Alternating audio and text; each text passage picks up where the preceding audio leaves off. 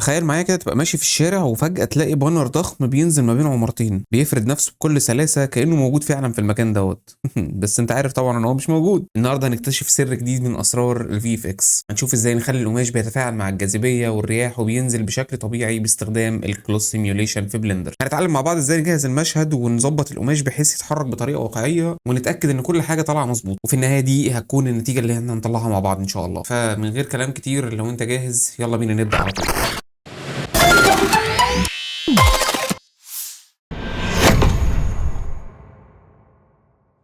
بسم الله. طيب يلا بينا نبدا بقى زي ما بنبدا كل مره. تعال نبص على الفوتج بتاعتنا. الفوتج بتاعتنا مدتها تقريبا 7 ثواني. الحركه فيها بسيطه، ما فيهاش حركه يعني ضخمه، هي حركه تراك ان. احنا ممكن نعلق بانر ما بين العمارتين دول من هنا كده، ونشوف بقى ممكن نخلي مثلا لو عايزين حاجه تخبط فيه او لو عايزين هو بينزل يبقى شكله عامل ازاي. هنبدا نشوف بقى كل الحاجات دي عن الكلوز سيميوليشن زي ما اتكلمنا النهارده. طيب هنبدا كالمعتاد، هنيجي من هنا هنفتح بلندر وبعد كده هنيجي على الفيديو اديتنج، شيفت ايه نختار الفايل بتاعنا مكانه فين. ده المكان بتاع الفوتج بتاعتنا، هنعمل لها امبورت كده هنا. طبعا بقى اول حاجه هنبص عليها هنبص على المقاس والريزوليوشن. فهنيجي من هنا من السورس عشان نتاكد من الريزوليوشن 1920 في 1080 و25 فريم بير سكند. 1920 في 1080 25 فريم بير سكند، احنا كده تمام. بعد كده هنتاكد من الديوريشن هنا هيبقى 7 ثواني بس، فهنبدا نقلل الوقت نخليه كده هيبقى مثلا 160 فريم او 162 فريم بالظبط. اوكي نبدا بقى نطلع الحاجات دي سيكونس صور. نختار الفايل، نختار المكان، هنيجي من هنا سيشن فايل، داونلودز، فوتج، هنسيفهم هنا. نكتب مثلا فريم اندرسكور كده ونقول له اكسبت. هنختار من هنا الكلر عايزينه ار جي بي، كلر ديبس 16، وهنبدا كده كله تمام. نتاكد من الكلر مانجمنت، نيجي من هنا الكلر مانجمنت نتاكد ده ستاندرد عشان احنا شغالين طبعا هنا 2 دي. وهنيجي من هنا نقول له ريندر انيميشن، هيبدا يطلع لنا الفوتج بتاعتنا على هيئه سيكونس صور عشان نبدا نستخدمها في التراكنج. زي الفل. هو كده خلاص هنبدا نقفل بقى الفايل ده خلاص، احنا مش محتاجينه، دونت سيف. وهنفتح فايل بلند جديد ونختار من هنا في اف اكس ونقول له اوبن. نختار مكان الفوتج اللي احنا لسه عاملينها اكسبورت وندوس على حرف الاي. نختار اول فريم وندوس على حرف الاي. خلي بالك ان لازم تبدا على طول بان يبقى 001 اللي هو او اول رقم هو اللي يكون موجود. يعني لو انت عندك الفوتج كده معموله كده ودوست على حرف الاي من اول 162 ودوست اوبن كليب، مش هيعمل معاك حاجه، مش هتلاقي الفوتج حملت معاك. لازم لما تيجي تعمل اوبن لازم يبقى اول فريم اللي هو 001 دوت او رقم واحد هو اللي موجود. بعد كده تدوس على حرف الاي وتدوس اوبن كليب عشان يبدا يشتغل معاك السيكونس زي ما احنا شايفين كده. هنظبط شويه حاجات في الاول زي ما احنا متعودين. هنيجي من هنا الريزوليوشن بتاع 1920 في 1080، الفريم ريت كان 25، الكلر مانجمنت كانت ستاندرد، وهنيجي من هنا نقول له ست سين فريمز عشان يبقى خلاص 163 او 162 فريم بتوعنا. هنجيب بس التراك ده هنا كده عشان ما يبقاش جاي عليه، ونقول له بري فيتش عشان يحمل الصور او يحمل الداتا بتاعت الفوتج عنده ويريلود، يعمل لنا ريفرش هي كده. طيب اول حاجه انا زي ما قلت لكم انا على طول بحب استخدم اللوكيشن والروتيشن والسكيل كالموشن موديل. ومن هنا الماتش فريم بعملها بريفيس فريم نورماليز، والتراكنج هنا بخلي الكورليشن دي تبقى 0.9 عشان يبقى متاكد بنسبه 90%.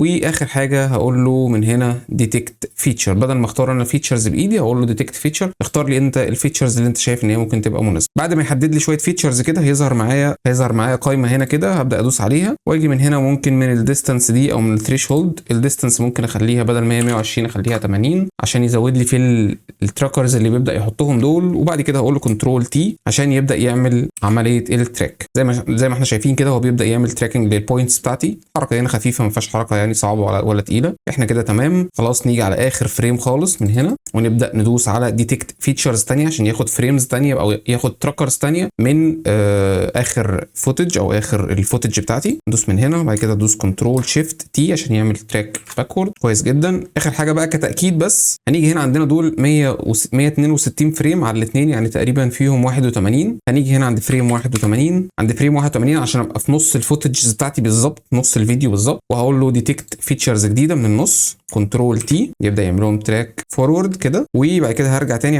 عند فريم 81 عشان اعمل تراك باكورد لنفس الفيتشرز اللي انا خدتها. ما بدوسش هنا ديتكت فيتشرز تاني، خلاص بقى ببدا على طول دوس كنترول شيفت تي على اللي هو كان مختارهم لي قبل كده. طيب احنا كده اعتقد الدنيا بتاعتنا خلاص خلصت في الفيتشرز اللي احنا محتاجها. ممكن بس التراكر دوت زي ما اتفقنا بقى الانفوجراف بتاعنا لازم نقراه كده، ده عالي قوي السولف بتاعه. اجي من هنا بقى ابدا اساعده كده، امسح له التراكرز اللي هي فيها مشاكل طويله قوي دي او حاجات حاجات طويله كده، طالما هو طلع فوق كده في الجراف بتاعه يبقى كده في مشاكل كتيره. فدي تراكرز ممكن امسحها عشان اساعده في عمليه السولف. طيب هبدا اجي هنا اقول له اعمل لي ريفاين للفوكال لينس والاوبتيكال والراديال ديستورشن. طيب هنا عايزين نشوف بقى الحركه بتاعه الكاميرا كان امتى فيها بارالكس جامد. انا شايف ان هو هنا كان ماشي عادي، بعد كده بدا ينزل، فممكن ناخد من اول 80 من 80 لحد 160 مثلا، اعتقد اللي كان فيها حركه شديده او حركه عنيفه. الموضوع بتاع الكي فريم دوت يا جماعه بيبقى معتمد اكتر على التجربه والخطا، ان انت لازم تجرب وتشوف ايه اللي بيظبط معاك. لو ما ظبطتش من اول مره ترجع تجرب تاني، او انت في النهايه بقى تخلص في النهايه خالص بقى تقول له انت اعمل ريفاين كمان للكي فريم. يعني في اغلب الاحيان انا ما بفضلش دوت، لان هو بياخد وقت طويل في السولف واحيانا بيخرب الدنيا كده. فاحيانا يعني بحب ان انا اعتمد على فكره ان انا اجرب بايدي يعني. فهاجي من هنا اقول له من 80 لحد مثلا 162 دي الوقت اللي انا شايف ان هو فيه حركه جامده، او ممكن نخليها من اول 110، ممكن من اول 110 او 110 ممكن تبقى كويسه. من اول 110 زي ما قلت لكم الموضوع ده متوقف على التجربه والخطا، لازم تفضل تجرب كل شويه عشان تشوف ايه اللي هيطلع لك احسن نتيجه ممكن. تعال نشوف كده لما ندوس على سولف كاميرا موشن ايه اللي هيحصل. طلع معانا اول سولف لينا 40 وده حاجه كويسه.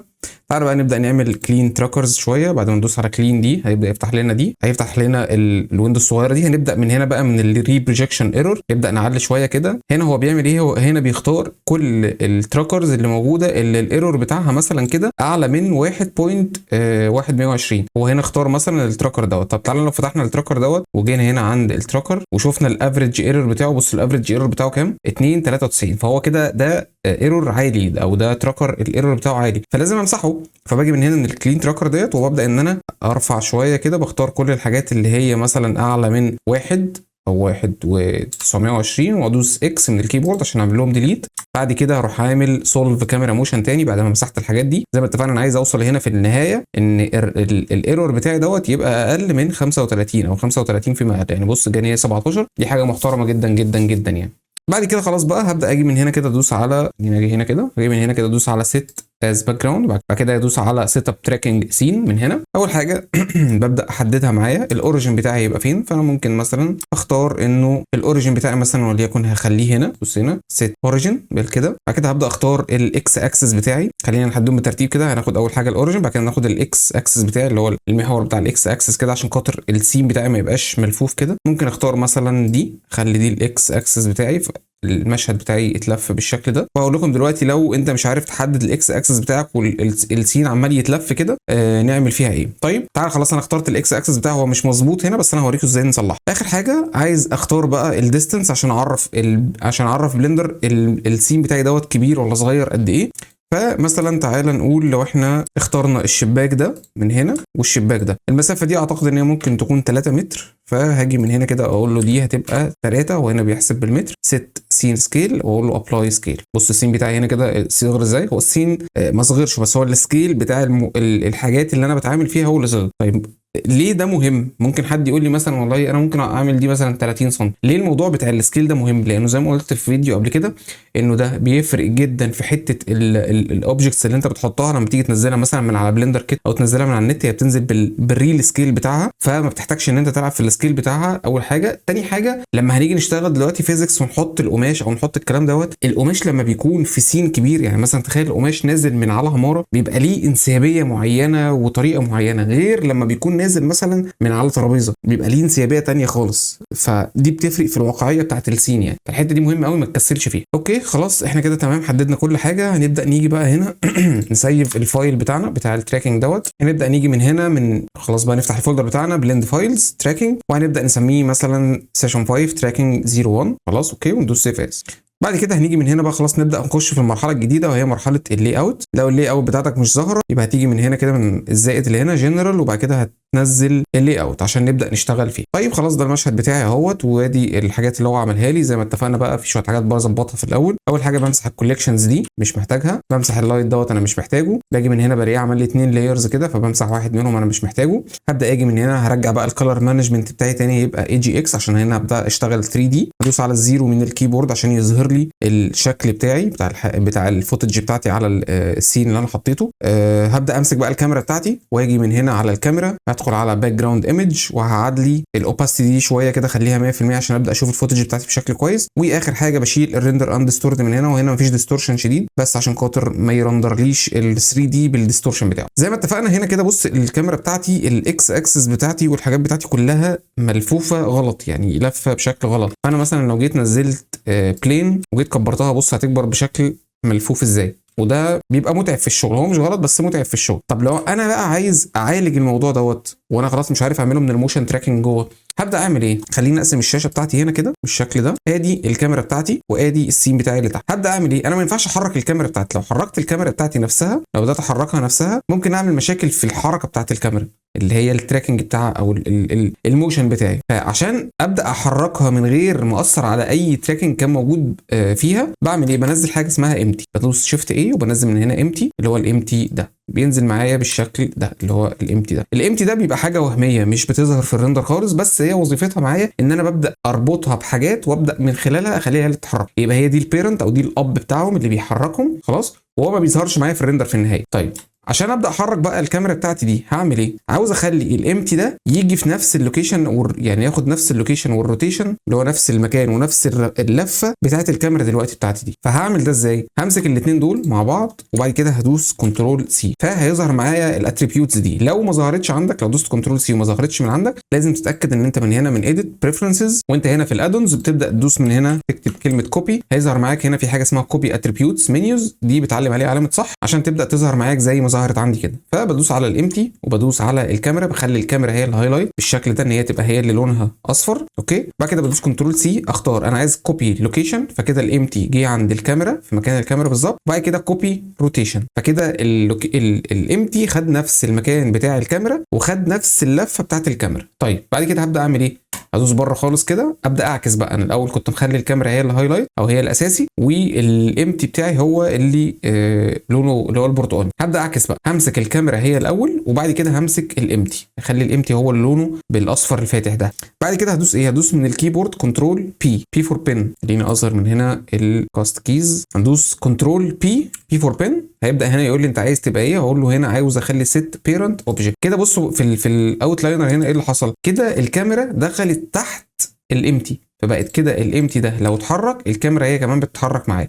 اوكي طيب انا كل ده بعمله ليه؟ عشان انا دلوقتي هعمل هنا كده، هاجي اظهر من هنا الهاندلز بتاعتي دي، بعد كده هبدا من هنا بقى اجي اعدل المكان بتاعي دوت بتاع الامتي. انا كل ده ماسك الامتي بقى بتحكم فيه، وهخلي الكاميرا بتاعتي تبقى مثلا وليكن هتبقى هنا كده. فبصوا كده بقى المشهد بتاعي بقى معدول اكتر بكتير من الاول. ازاي؟ ممكن اظبطه شويه كمان، وليكن مثلا هتبقى بالشكل ده. طيب تعال نشوف بقى اللي احنا عملناه ده اثر على الحركه بتاعت الكاميرا ولا لا. تعال نعمل زوم ان شويه كده ونطلع الكيوب ده فوق كده، وهخفي الارض الجراوند بتاعتي دي عشان ابدا اشوف لما اجي اتحرك بالكاميرا الكيوب بتاعي دوت بيتهز ولا ما بيتهزش. طبعا لو الكيوب بتاعك شكله عامل كده فدي مشكله في النورمالز بتاعته. عشان تعالجها بتيجي من هنا من الموديفايرز، بتاد موديفاير وبتحط موديفاير ايدج سبليت بيخلي لك الكيوب بيرجع لطبيعته تاني. تعالى بقى نبدا كده ايه نتحرك نشوف. الكيوب بتاعي ثابت وزي الفل ما بيحصلش فيه اي حاجه، بس ممكن الامتي بتاعي هو اللي محتاج ان هو يتلف شويه عشان يبقى الكيوب دوت وشه عدل اكتر من كده شويه. دي بتبقى تظبيط بقى، انت بتظبط الحته دي براحتك لغايه لما تطمن ان خلاص كده انت الاكسس بتاعتك وكل حاجه بقت تمام. طيب انا هكتفي بهذا القدر،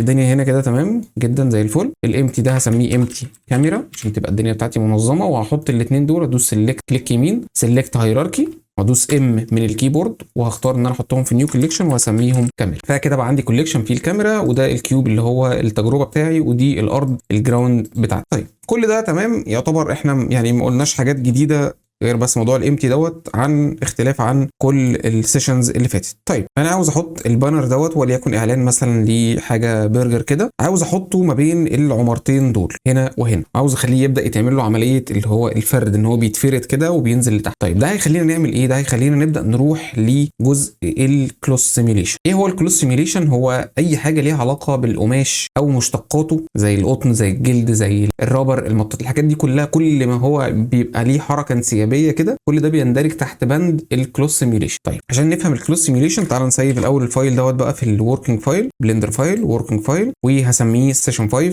0.1. اوكي سيف از. وتعالوا نفتح بقى فايل جديد كده عشان نبدا نشرح الكلوز سيميوليشن بشكل مبسط. تعالى بقى نمسح كل دوت من هنا، شيفت ايه وهنبدا ننزل ايمج بلين.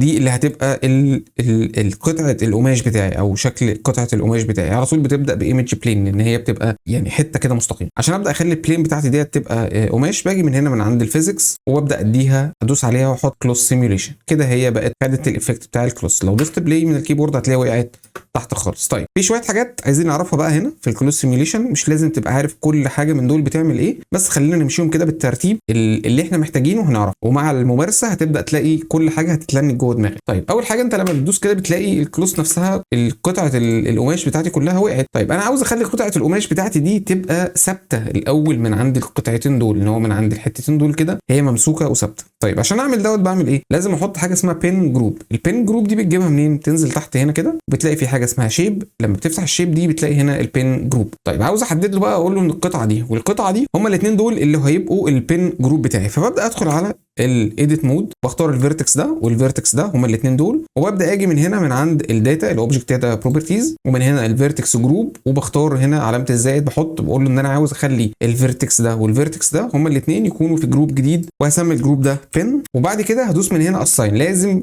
مهم قوي الحته دي، لازم ادوس اساين، لان انا لو ما دوستش اساين كده انا ما عملتش حاجه. اوكي خلاص كده انا حددت له وقلت له ان القطعتين دول هما الاثنين فيرتسيز دول بقى هما البين جروب ده. طيب هعمل ايه بقى بعد كده؟ هدوس على التاب تاني من الكيبورد عشان اخرج بره الايديت مود، وابدا اجي تاني على الفيزيكس بتاعتي، هنزل تحت على الشيب بين جروب، هقول له لو دوست هنا هتلاقي ظهر معايا البين اللي انا عملتها دي. فهدوس هنا على البين دي كده، انا اخترت له قلت له القطعتين دول او الحتتين دول هما اللي ثابتين معايا. لو جينا بقى دوسنا هنا بلاي من الكيبورد، بص ايه اللي حصل معايا. القطعتين دول او الحتتين دول بقوا عاملين زي الدبوسين كده ماسكين حته القماش، وهي بدات ان هي تنزل معايا. طيب القماش عشان يبدا يتحرك بانسيابيه ويبقى فيه المرونه بتاعه القماش لازم يكون فيه فيرتسيز كتير، لازم يكون فيه فيسز كتير، لازم يكون فيه سب ديفيجن. فعشان اعمل دوت هعمل ايه؟ هدخل من الكيبورد ادوس على تاب عشان يدخلني على الايديت مود، ادوس على حرف الاي عشان يحدد لي كل الفيرتسيز دول، والاحسن ان احنا نشتغل على الفيسز. فدوست كده فحدد لي الفيس دي، وهبدا من هنا ادوس كليك يمين واختار سب ديفايد. السب ديفايد بدا يقسم لي ويزود لي في الكاتس بتاعتي. فلما بتيجي لو دوست هنا كده تبدا تظهر دي، فبدل ما ممكن تبدا تدوس كليك يمين وتبدا تزود بالشكل ده كده الفيسز بتاعتي بتبدا تزيد، او ممكن من اول مره خالص ادوس كليك يمين سب ديفايد واختار من هنا النمبرز اوف كات بتاعي. ممكن مثلا اختار اقول له ان انا عايز 20 كات فيديني الكلام دوت. ارجع تاني من الايديت مود وادوس بلاي. بصوا بقى ايه اللي حصل معايا، بدات تتحرك بس الجزء ده كله ثابت. طيب ليه الجزء ده كله ثابت معايا؟ تعالى نشوف ايه المشكله. لو دوسنا تاني سبيس ودخلنا على الاوبجكت داتا بروبرتيز، البين دي عشان اوصل لها واشوف هي محدده ايه، لازم زي ما اتفقنا ان انا بشتغل على الايديت مود. بدخل في الايديت مود وباجي من هنا بخلي مفيش اي حاجه متحدده خالص، وباجي من هنا ادوس له سيلكت اقول له حدد لي. فبص هو محدد البين جروب بتاعتي قد ايه، كل دي كانت البين جروب. ليه بقى؟ لان انا في الاول خالص لما جيت حددت له الفيرتكس ده والفيرتكس ده الاثنين دول، فهو فهم ان الفيرتكس ده بمشتملاته او لما يتعمل له سب ديفايد كل ده هيبقى جوه البين بتاعي. طيب عشان ابدا اعالج المشكله ديت هعمل ايه؟ بعد ما عملت سيلكت هدوس من هنا ريموف كده، انا عملت ريموف لكل اللي هو معمول له اساين هنا في البين جروب بتاعي. فهبدا من اول وجديد، هاجي من هنا على الفيرتكس مود بتاعي وهختار الفيرتكس ده والفيرتكس ده بس، وهقول له من هنا اساين دي بتعمل تاثير او بتقول له بتاكد الاختيار السيلكت اللي انت عملته في البين جروب. الريموف دي بتمسح، اللي هو لو انت مثلا اخترت الاثنين دول ودوست هنا ريموف فشل لك دول. سيلكت لو انت بره خالص كده وانت عايز تعرف انت الفيرتكس دي او الجزء اللي هو الداتا اللي انت عاملها هنا دي بتدوس سيلكت فهو بيحددهم لك. دي سيلكت فبيعمل دي سيلكت اللي هو بيلغي التحديد بس ما بيلغيش الاساين، بيلغي بس التحديد بتاعه. اوكي طيب تعالى بقى نرجع تاني كده من فريم واحد وندوس على حرف وندوس على المسطره عشان نعمل بلاي. بصوا بقى الدنيا بقت ناعمه ازاي، بقت انعم بكتير من الاول. لو انا عاوز ازود في الكواليتي بقى بتاع الانسيابيه بتاعته وهي نازله كده، في عندي حاجه هنا لما بدخل تاني على الفيزيكس عندي هنا حاجه اسمها كواليتي ستيبس. هنا هو بيعمل 5 بس في الكواليتي ستيبس بتاعته دي، ممكن ازودها اخليها مثلا 10. كل ما بتزود في الرقم دوت كل ما بيدي لك تاثير احسن او بيدي لك واقعيه اكتر في الحركه بتاعه الفيزكس بتاعتك. بس خلي بالك ان كل ما بتزود كل ما بيتقل الجهاز اكتر واكتر، فعلى حسب انت امكانيات الجهاز بتاعك ايه يقدر يستحمل ولا لا. فهاجي من الكواليتي ستيبس هنا زي ما قلنا خليناها من 5 خليناها 10 ونبدا ندوس بلاي عشان نشوف الدنيا بقت عامله ازاي. بقى في تاثير احسن شويه. طيب لسه الفيسز بتاعتي باينه بالشكل ده كده، فهبدا ان انا هاجي من هنا ادوس كليك يمين وادوس شيد اوتو سموز عشان تبقى بالشكل ده. لو جينا دوسنا على الثلاث شرط اللي موجودين هنا دول هتلاقي فيه كذا بريسيت موجود، ممكن تبدا ان انت تختار ما بينهم. يعني لو دوسنا على القطن دوت مثلا كده دوسنا بلاي هيدي لك شكل معين. لو جينا هنا اخترنا مثلا ده دوسنا بلاي هيدينا شكل تاني كده برضو. لو جينا من هنا دوسنا مثلا ليذر دوسنا بلاي. لو جينا من هنا اخترنا السلك اللي هو الحرير فبص الشكل بتاعه عامل ازاي، بص الهدوء بتاعه وهو نازل. اوكي، فكل واحد من دول ليه بريسيتس معينه ممكن ان انت تبدا تستخدمها عشان توصل للنتيجه اللي انت محتاجها. طيب في حاجه كمان، لو جينا احنا مثلا كبرنا البلين بتاعتي دي هنا، حاجه مهمه قوي زي ما قلنا في الريجيد بودي في البروجكت اللي فات ان احنا لازم نعمل ابلاي للسكيل عشان يبدا التاثير بتاعي يبقى مظبوط. فلازم ادوس كنترول اي واعمل ابلاي للسكيل بتاعي. لازم هنا السكيل ده يبقى 1 1 1 عشان الفيزيكس ما تضربش معايا. هنختار الاول بريس بتاعي يبقى قطن وهنخلي هنا الكواليتي ستيبس دي تبقى 20. طيب ايه كمان هنا برضو انا محتاج ان انا اعرفه، عندي هنا الكاش اللي هو السيميوليشن بتاعي هيبدا في فريم كام وهينتهي في فريم كام. لو انا مثلا البروجكت بتاعي 100 فريم بس فهاجي من هنا اقول له الفريم بتاعي السيميوليشن هيبدا من فريم 1 لحد فريم 100. فمعنى كده ان انا لما اجي ادوس بلاي هيبدا ان هو يتحرك من فريم 1 لحد فريم 100 ويقف كده. خلاص اللي لونه ازرق ده تحت هنا كده ده كده الكاش بتاعي. خليني انا اطلع فوق شويه وليكن هبقى هنا عشان تشوفوا الدنيا تحت. اللون اللي هو اللون الازرق اللي تحت اللي هو الخفيف دوت ده كده الكاش بتاعي. اوكي، فلو انت جيت رجعت كده في الكيبورد او رجعت بالماوس سوري هيبدا ان انت تقدر تشوف الحركه بتاعته عامله ازاي. طيب لو انا بقى عاوز اكيش او عايز اعمل حاجه اسمها بيك او اسيف الحركه بتاعه القماش دوت عشان ما ابداش ان انا اعيدها كل شويه، بتيجي من هنا وتدوس بيك. البيك دوت بيبدا ان هو يعمل حركه كده. اللون الازرق لو واخد بالك ان هو تقل شويه وبتبدا ان انت تعرف تمشي فيه بالماوس بتاعك بالشكل ده. بس لو جيت تعمل اي تعديل في التعديلات ديت لازم تدوس من هنا الاول ديليت بيك وترجع على اول فريم خالص عشان تعمل اي تعديل وبعد كده تدوس على البيك تاني. ماشي اوكي. ايه تاني برضو محتاج ان انا اعرفه هنا، عندي هنا حاجه اسمها الكوليجن. الكوليجن دي ان احنا نقول له انه القماش بتاعي دوت هيبدا ان هو يخبط فيه حاجات تانية. لو هو يخبط في حاجات تانية موجوده معانا في السين، فتعال نحط من هنا كده كيوب مثلا وليكن هيبقى كده، نحطه مثلا في الحته دي وهنيجي من هنا ندوس بلاي. هوب كده هو عدى منه ما خبطش فيه. طب ليه؟ عشان انا ما قلتلش لبلندر ان الكيوب دوت هيبقى جزء القماش هيخبط فيه. طيب التعريف بتاع المصطلح اللي انا قلته دوت هو ايه؟ هو حاجه هنا اسمها الكوليجن. كوليجن اللي هي الحاجه اللي بتبقى ثابته والقماش بيخبط فيها. فخليني ارجع هنا خالص لاول فريم تاني وهختار الكيوب بتاعي دوت واقول له ان هو يبقى كوليجن وبعد كده ندوس على السبيس من الكيبورد عشان نشوف الحركه. بقت معايا بالشكل ده. اوكي كده احنا خلينا القماش ينزل على الكيوب. بس لو واخدين بالكم بصوا في هنا ان في انبعاجات كتير كده مش واخده انسيابيه شويه كده في الحركه او في الاصطدام بتاعهم هما الاثنين. طب عشان اعالج الموضوع ده بعمل ايه؟ ادخل على الكلوس بتاعي تاني او على القماشه بتاعتي تاني وببدا اجي هنا من عند الكوليجن. عندي هنا حاجه اسمها كواليتي دوت اللي هو المسؤول عن مدى دقه ان القماش دوت يخبط في حاجه تانيه عامله ازاي. هنا اتفقنا ان هنا عندي الكواليتي ستيبس بتاعت القماش نفسه ان القماش نفسه كقماش هيبقى عامل ازاي، وهنا الكوليجن اللي هو الاصطدامات ما بينها وما بين حد تاني الكواليتي بتاعتها عامله ازاي. فهاجي من هنا هي 2 لو خليتها مثلا تبقى 10 وتعالى ندوس سبيس من الكيبورد كده هيبدا يبدا ينزل الحركه بتاعتي بتاعت القماش بالشكل اللي احنا شايفينه ده. فممكن اكون محتاج ازود السب ديفيجن شويه بتاع القماشه بتاعتي دي. فهاجي من هنا هختار كل الفيسز بتاعتي وادوس سب ديفايد تاني مثلا مرتين. فكده القماش بتاعي بقى فيه سب ديفيجن كتير جدا. ابدا ان انا ادوس على المسطره من الكيبورد. بصوا الحركه بتاعتي بقت تقيله جدا ازاي وبقى القماش نازل على الكيوب بتاعي كده. فاول ما تيجي تعمل عمليه الكاش دي وتدوس على المسطره وتلاقيه تقيل قوي كده معاك يبقى لازم ترجع ورا خالص كده وتيجي من هنا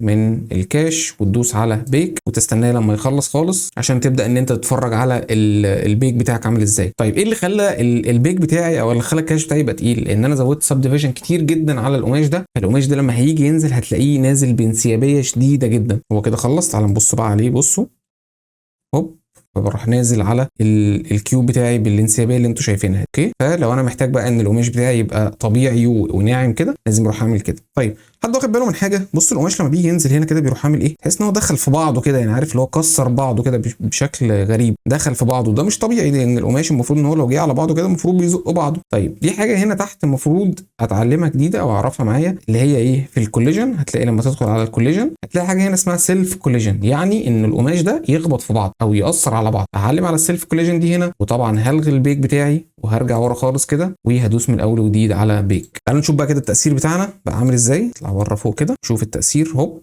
القماش راح نازل، بص خبط في بعضه وراح راجع تاني. لو انا بقى عايز اظبط القماش بتاعي دوت كده، اروح جاي من هنا من الموديفايرز واروح مديله سب ديفيجن سيرفيس، فيبقى ناعم معايا بالشكل ده. ممكن اخلي هنا الليفلز في الفيو بورت تبقى واحد، هيبقى هنا ناعم بالشكل ده. بص هنا كده قبل السب ديفيجن وكده بعد السب ديفيجن. اوكي، ده كده الحاجات الاساسيه اللي انا ممكن اكون محتاج ان انا اعرفها في القماش عشان ابدا ان انا اكمل واعمل اي حاجه ليها علاقه بالقماش. اوكي، في شويه حاجات تاني بقى هنا كده برده ممكن يعني نبقى ندردش عنها كده في وقتها. البريشر اللي هو الضغط او النفخ، ان ازاي الحاجه بتاعتك دي تبقى منفوخه. يعني انا مثلا لو جيت جبت من هنا الكيوب بتاعي ده مثلا، تعالى نمسك ده كده الكيوب ده، وعاوز اخلي الكيوب ده يبقى بيتنفخ كده مره واحده، فهبدا اجي من هنا ازود له الاول اديله سب ديفايد عشان ازود في الفيسز بتاعته بالشكل ده. اوكي، وهاجي من هنا هديله كلوز سيميوليشن، هرجع طبعا عند فريم واحد خالص، وهاجي من هنا في البريشر بتاعي هبدا ازود فيه وهقول له البريشر بتاعي دوت يبقى 2. تعالى نلغي من هنا بقى الكلوز سيميوليشن من على القماشه دي عشان خاطر نبدا نشوف. تعالى نحط تحتيه ارض، نحط بلانه كده ونكبرها نجيبها تحت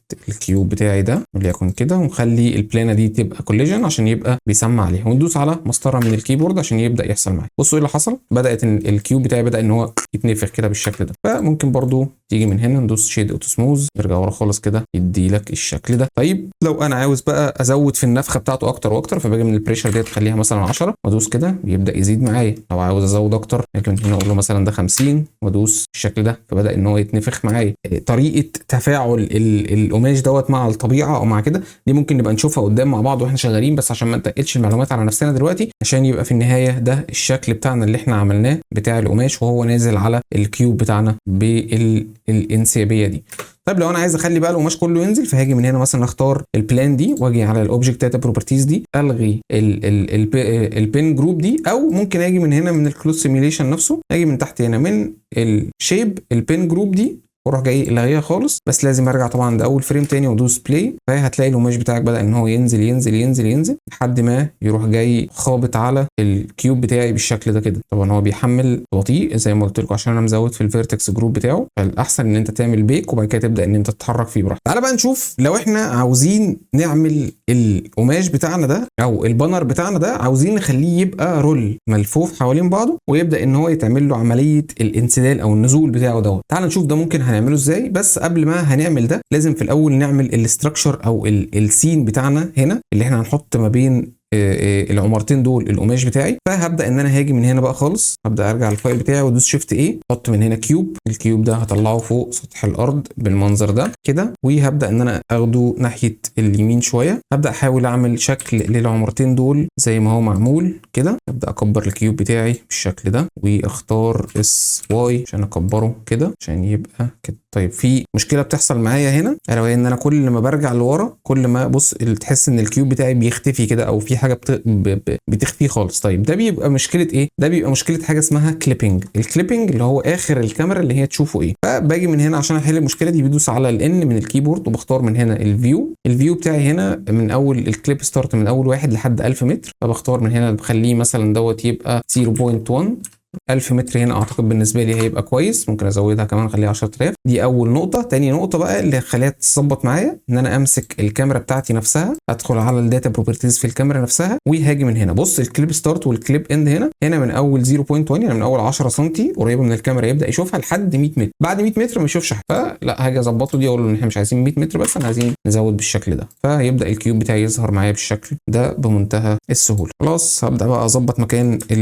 الكيوب بتاعي وابدا ادوس اس زد عشان اكبر او اعمل الشكل بتاع العماره بتاعتي. طبعا العماره هنا منحنيه، فعشان اخد نفس الشكل بتاع العماره ده تعالى نفتح الفيو، تعالى نفتح الواير فريم كده. فعشان اخليه ياخد نفس انحناء العماره دي ممكن اجي من فوق خالص من عند الفيس اللي فوق خالص وادوس على الفيس دوت واختار كده وابدا ان انا ارجعه ورا شويه كده وليكن حاجه بالشكل ده. طبعا يعني هي دي يعني عمليه تويكنج كده او عمليه بنعملها للمبنى بتاعنا، للكيوب اللي احنا بنعمله عشان يبقى زيه زي المبنى بالظبط. فده عادي يعني ما فيهوش مشكله، بيحصل كتير. مثلا نعمل كده الفيس ده نطلعه قدام شويه كده نخليه يدخل شويه بالشكل ده. اوكي طيب ادي اول كيوب عايزين نحط، او اول عماره عايزين نحط بقى العماره الثانيه. شيفت ايه كيوب ندخل عليها، اخش على الايديت مود جي زد وادوس على الكنترول وانا بطلع كده عشان يبقى الاوريجن بتاعتي او البيفت بوينت بتاعتي تحت. فاقدر اخليها تيجي مثلا وليكن هنا عند طرف العماره دي بقى عشان اظبطها بالظبط. هنيجي كده عند طرف العماره دي جي اكس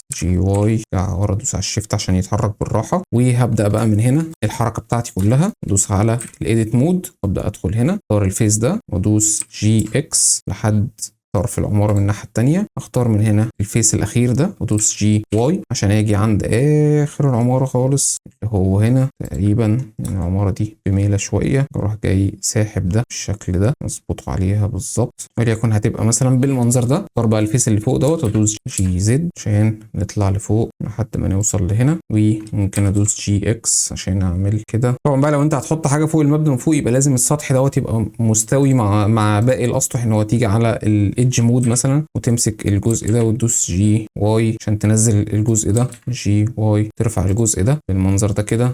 نيجي مثلا نمسك الفيرتكس دي ونجيبها شويه كده عشان تبقى على طرف العماره بالظبط. كل دي تظبيطات بقى انت بتبدا تظبطها مع نفسك عشان يعني عارفين ده البرفكشنزم، انت عايز الحاجه بتاعتك تطلع يعني بمنتهى الدقه اللي في الدنيا. ده عندي كده بحاول ان انا ابطله، اوقات كتير بيعطلني اوقات كتير بيخليني يعني ابقى يعني بحاول اتعافى منه يعني، بس ان شاء الله اعرف اتعافى منه. طيب تعالى بقى نتاكد كده ان احنا التراكنج بتاعنا والكيوب اللي احنا عملناه ده مظبوط. لو احنا جينا حركنا الكاميرا بتاعتنا بالشكل ده كل حاجه ماسكه في مكانها وكل حاجه تمام التمام. اوكي ممكن نظبط برده العماره دي بالمره ندوس جي واي. احنا محتاجين نظبط الايدج اللي ورا ده ننزله تحت شويه عشان يبقى عند طرف العماره من هنا زي ما الايدج ده عند طرف العماره من هنا، والايدج ده لا مش الايدج بقى، احنا عايزين الفيرتكس دي بس نفسها نجيبها كده شويه. والفيرتكس اللي تحت دي هي مكانها هنا مظبوط، الفيرتكس دي هي اللي مكانها بره شويه فهنجيبها كده مثلا. ومن فوق من هنا نروح جايبين دي تبقى بالشكل ده. خلي بالكم اللي انا بعمله دوت هو غلط، بس غلط مسموح بيه، لانه انا هنا في النهايه انا البروجكت بتاعي مش محتاج اكتر بس من انه يكون في عماره موجوده هنا او كيوب موجود هنا. لو جينا لقينا ده انا عايز بس كيوب موجود هنا وكيوب موجود هنا عشان خاطر لما البانر ينزل يا اما يخبط فيهم يا اما يبقى ده الشادو كاتشر اللي هو ياخد بس الشادو بتاعه. فده تمام يعني مفيش مشكله خالص. في الجزء اللي جاي هنشوف ازاي نبدا نعمل البانر بتاعنا كانه رول ملفوف حوالين بعضه ويبدا يعمل عمليه الانسدال او النزول بتاعته بمنتهى السلاسه. وكمان نشوف ايه هي التحسينات اللي احنا ممكن نقدر نعملها على البروجكت عشان نطلعه باحسن نتيجه ممكنه.